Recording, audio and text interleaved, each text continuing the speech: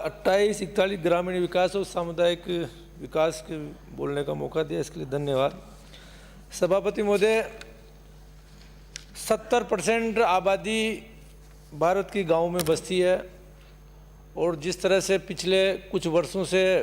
लगातार गांव से लोग पलायन करके शहरों में जा रहे थे, बाकी कोरोना के बाद में लोगों का वापस गांव की तरफ रुझान बढ़ा है और हर आदमी शहरों के पोल्यूशन की वजह से, एटमॉस्फेयर की वजह से चाहता है कि मैं वापस गांव में जाऊं। राजस्थान के कई लोग दक्षिणी भारत के अंदर काम करने के लिए गए हुए थे, बाकी अब यही लोगों को लग रहा है कि जिस तरह से हमारे देश के प्रधानमंत्री मोदी जी ने किसानों के भले के लिए आज किसानों की आमदनी दुगनी हो रही है, वहीं उनको रोज़गार मिला है, वो चाहता है कि मैं गाँव में ही रहूँ।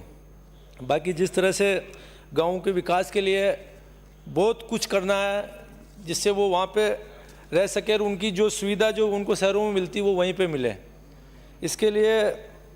हमारा सौभाग्य है कि आज हमारे जो ग्रामीण विकास मंत्री है, जो वो खुद इंजीनियर है और उनकी इंजीनियरिंग अगर ये पूरा मास्टर प्लान बना के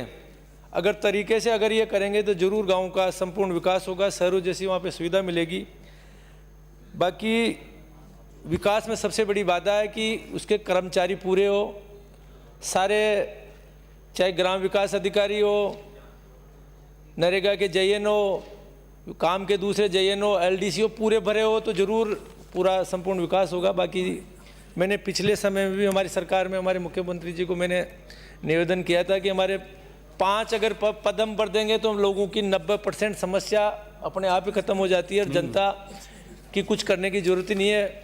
आपका पटवारी, ग्राम सेवक, एक ग्राम में एनएम, हैंडपम्प मिस्त्री, अगर ये पद भी परमानेंट पूरे भरे रहे तो और नरेगा का जेएन वगैरह तो आधी से ज़्यादा क्या 90% समस्या तो अपना आप खत्म हो जाती है। यही समस्या जब से सरकार आई थी, मैंने एक बार अशोक गहलोत जी साहब से मैं मिला था, उनको कहा था कि हमारी सरकार के अंदर ये दिक्कत है, आप तो इसको पूरा करना जिससे लोगों का। बाकी अभी तक 3.5 साल के अंदर वही स्थिति बनी हुई है। 3.5-4 साल से न तो हमारे पटवारी भर पा रहे हैं, न हमारे ग्राम विकास अधिकारी भर रहे हैं, कहीं ना कहीं किसी योजना के तहत वो अटके पड़े हैं। तो जो भी योजना लेके आते हैं वो संपूर्ण रूप से पूर्ण नहीं हो पाती। मैं आज मंत्री महोदय का ध्यान आकर्षित करना चाह रहा हूँ, सभापति महोदय, की लगभग 30 से 40 वर्षों से लोग कोई चरागा भूमि में बसे हुए हैं, कोई कहाँ बसे हैं। बाकी उन लोगों के लिए प्रधानमंत्री आवास सैंक्शन हो चुका, बाकी उनका पट्टा नहीं मिलने की वजह से उनको वो 1.5 लाख रुपए उनके नहीं बन पा रही है। सबसे बड़ी समस्या है, कई आदमी मजबूरों के खेत में, उसके बराबर में कोई खेत है उसमें मकान बना रहा है पीएम आवास, तो उसका पट्टा नहीं बन पाता है कि वो समझता नहीं है कि कहाँ उसका तहसील में जाए, कहाँ कन्वर्जन कराए। तो ये सारी चीज़ें, उसका कन्वर्जन करने का पावर भी आप पंचायत समिति या ग्राम पंचायत में दें, उसका पट्टा जारी करें और उनको किस तरह से जिनकी एक गाइडलाइन, एक डेडलाइन फिक्स कर दे, इतने साल से जो रह रहा उनको, जिनके बिजली का बिल है या कोई भी ऐसा आधार लेते हैं, उनको पट्टा दिलाने के लिए करें, जिससे उस गरीब आदमी को जो मुख्य जो उनकी समस्या है इसका मिले। इसके साथ साथ जब पट्टा आप लोगों ने अभियान चलाया कि पट्टा प्रशासन गाँव के संघ के लिए, जिसके अंदर पट्टा तो 275 रुपये में पिछली सरकार से बनता आ रहा है, बाकी वहाँ पे जब तहसीलदार बैठता है, एसडीएम बैठता है, सब लोग बैठते, तो अगर उसका रजिस्ट्रेशन वहीं पे हो जाता तो कम से कम वो गरीब आदमी का, क्योंकि अगर 6 महीने तक उसका रजिस्ट्रेशन नहीं होगा तो पट्टा बेकार हो जाएगा और वो वापस तहसील में जाएगा। 2000 से लेके 5000 तक वकील उससे लेते हैं, तब जाके उसका रजिस्ट्रेशन होता। तो रजिस्ट्रेशन वहीं कहीं हो जाता तो कम से कम उसका बेनिफिट होता। इसके साथ साथ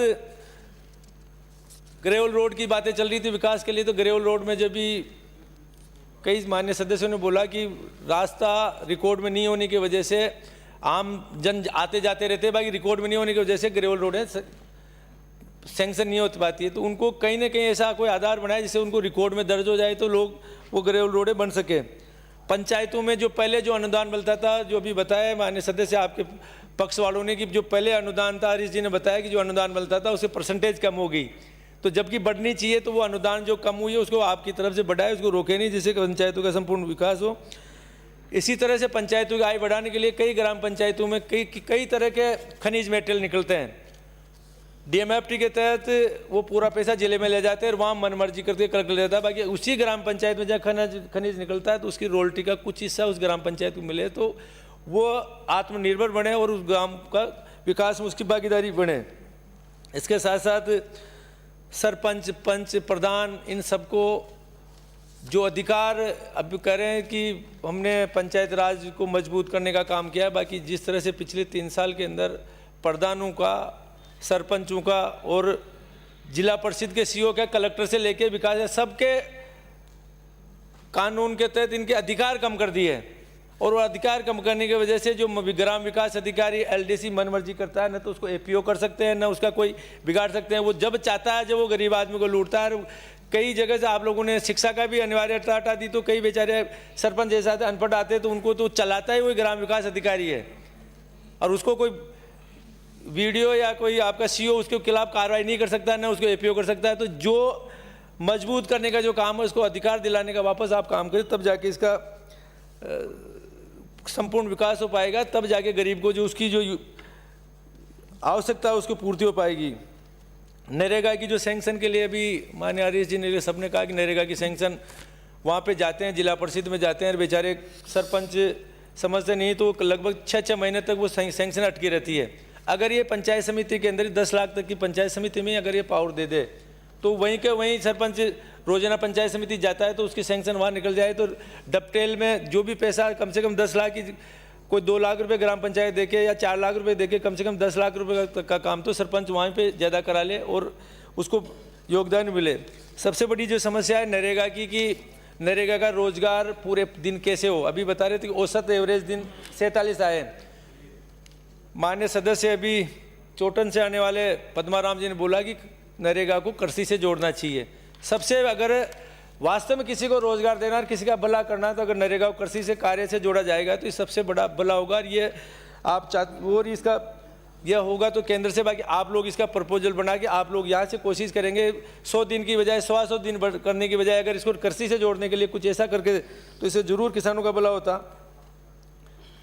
इसके साथ साथ ग्रामीण विकास के लिए सबसे बड़ी समस्या आ रही है कि जैसे जल जीवन मिशन अब पूरे गाँव के अंदर हमारे देश के प्रधानमंत्री मोदी जी ने चालू किया। घर घर जब पानी का कनेक्शन हो जाएगा तो पानी की रोडों पे पानी जाएगा, न वहाँ पे प्रॉपर कोई नाली बनाता है। जो भी अगर सीसी का काम आ जाए, कोई भी ऐसी चीज़ आ जाए, तो सरपंच या वहाँ का विकास अधिकारी जो भी रहता है उसको चाहता है उस कंक्रीट का काम हो। कई बार एक बड़ा नाला बना के जहाँ जरूरत नहीं, छोटी नाला कोई नहीं बनाएगा, और उस क्वान्टिटी को, उस पैसे को खर्च करने की पूरी कोशिश करता है। तो मैं सभापति महोदय आपके माध्यम मंत्री जी कहना चाहता हूँ, उसका मास्टर प्लान बना के सबसे पहले उस गाँव का पानी का लेवल किधर जाता है, पानी कहाँ जाता है, पहले सबसे पहले उसका लेवल निकाले, और उसके बाद के अंदर ही वो नाली बनने के बाद में रोड बने। रोड में भी अगर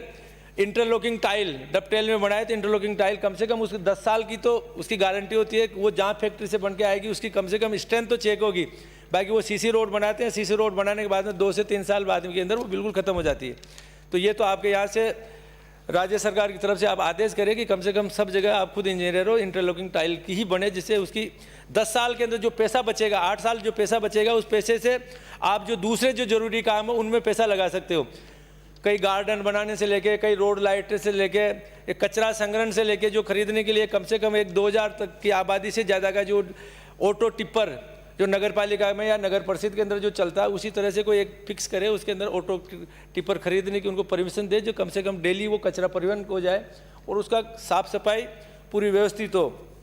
इसके साथ साथ सबसे बड़ी समस्या क्या आ रही है कि सारा पैसा जो भी आता है ग्राम पंचायतों के अंदर, सब लोग या तो सीसी रोड करते हैं कि सीसी रोड करने के अंदर उनको कोई तकलीफ नहीं होती, कि सीधा 20-30% ठेकेदार उनको दे देता है और वो काम करके चले जाता है। बाकी आज से लगभग 20 साल पहले जो भी 300 हेक्टेयर से कम जो सिंचाई के जो तालाब थे, उनको जो पहले सिंचाई विभाग में थे उनको ग्राम पंचायतों में ट्रांसफ़र कर दिया। आज 20-25 साल के अंदर उन तालाबों और उन छोटे बांधों के अंदर कभी कोई पैसा नहीं, न तो सिंचाई विभाग पैसा देती है, न कोई ग्राम पंचायत तरफ से पैसा लगता है। और ये स्थिति है कि अगर कहीं ज़्यादा फ्लड आ गया है तो वो सबके सब बांध टूटेंगे। टूटने के बाद में जो भी उस बांध के नीचे गांव बसा हो, पूरे गांव के अंदर बहुत जनहानियाँ होगी। तो मैं आपके माध्यम से कहना चाहता हूं कि मंत्री जी इस पर ध्यान दें, और कम से कम उस जो बड़ा जो तालाब है जिसमें 300 हेक्टेयर तक की जो सिंचाई होती है, उनके अंदर भी ग्राम पंचायत से नरेगा के तहत कोई योजना लेके आए जिसमें उन तालाबों का जो भी पूरा दोबारा उनका जीर्णोद्धार हो सके, कहीं पे उनको पक्का काम करें। उनके अंदर जो जंगल इतने हो गए कि उन जंगल की वजह से जड़े जा जाके उनके अंदर जो दूसरे जितने भी छोटे मोटे कीड़े मकोड़े की वजह से बिल्कुल भी होल हो गए और होलों की वजह से कभी भी उनमें पाइपिंग होकर वो टूट सकते हैं, इन पे भी आप ध्यान दें क्योंकि ये बहुत मुख्य है। उनसे उन गाँवों की बेचारों की सबकी सिंचाई भी होती है और इसके साथ साथ उनके वाटर लेवल भी बढ़ा रहता है। माननीय सदस्य समाप्त करें आप। CR-DR जो भी जिला परिषद के सदस्य हैं उनको भी कुछ न कुछ जो भी कोई योजना बनाते हैं उनके तो उनका भी एक फिक्स करे कि इनकी भी अनुमोदन में जरूर इनकी भागीदारी निभाए, क्योंकि वो या तो प्रधान बनाने के बाद के अंदर घर पे बैठ जाते हैं या प्रमुख बनाने के बाद में दोबारा उनको या तो कभी महीने 2 महीने में कभी कोई मीटिंग हो, इसके अलावा उनका कोई योगदान रहता है। तो जब भी ग्राम पंचायत की कोई बैठक हो जिनमें इनकी अनिवार्यता निश्चित करे, इनके जो भी विकास की योजना बने इनका जरूर इनका सहमति ले तो कम से कम इनका भी सदुपयोग और इनकी जो मेहनत करके जो आते हैं उनको फायदा मिले। समाप्त मेरे को बोलने का मौका दिया इसके लिए बहुत बहुत धन्यवाद। जय। श्रीमती कृष्णा